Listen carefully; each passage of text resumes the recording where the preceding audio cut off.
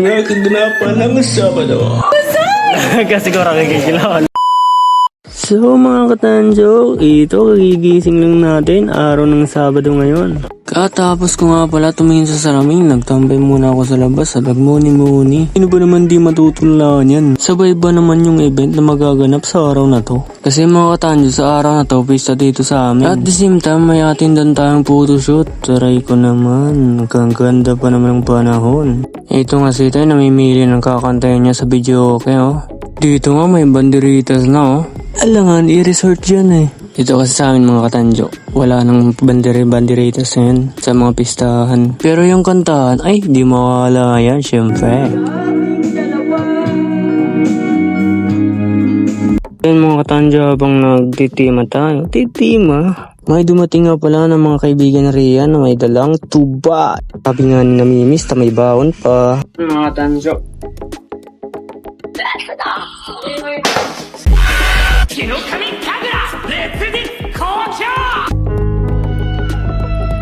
dito na kami sa Rose Hills. Di ko na pala na-videoan yung pagbiyahe ko, pero grabe. Pagdating namin dito, ang aliwalas. Very relaxing na dito yung atake ng resort na to. Hagdan pa lang. Hindi yan kasama. Iyon. Ala, ay kagaganda. Kuya din na kami ha. Rose Hills. Timala na iti. Yan na kami nga din. Oo. Ano, motor din. Kamandin mo. Oh, Okay. shoutout boss! Pagdating nga pala natin dun sa venue, agad nating kinamayan si Idol Don Jose. At dito sa mga ilang minutong paghihintay, dumating na yung mga makeup artist na si Tita Mariel. Mami Mariel pala. Medyo basa nga sila kasi umuulan nung pumunta sila dito sa venue.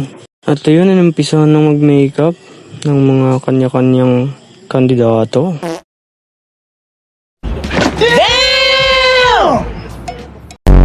Dito mga katanjo, napapaisip na ako kung paano tayo napunta dito. Sasakit pa naman paglagay ng contact lens. At saka ang bigat ng eyebrow. Takay nga di mo sinaka-high heels, pasok sa nagkikinadang. Siya, dito na tayo sa Last Pictorial sa may logo ng Rose Hills Resort Dairy Health. At doon nagtapos ang pictorial. 8:01 PM.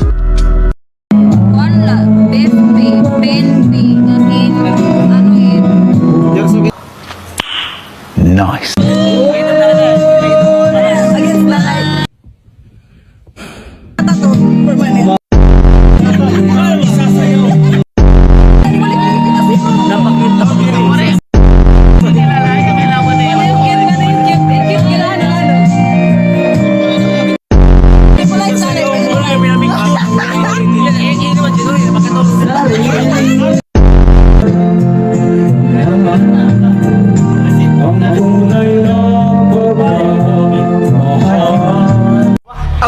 Ang galing!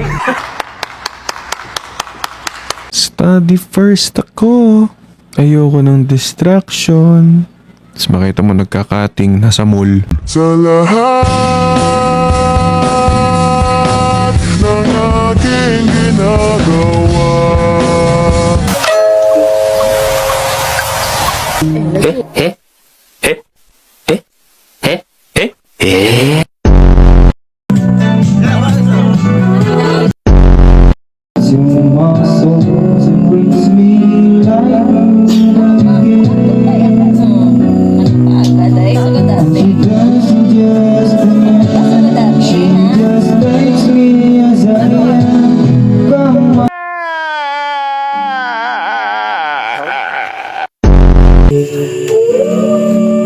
Burlog yarn.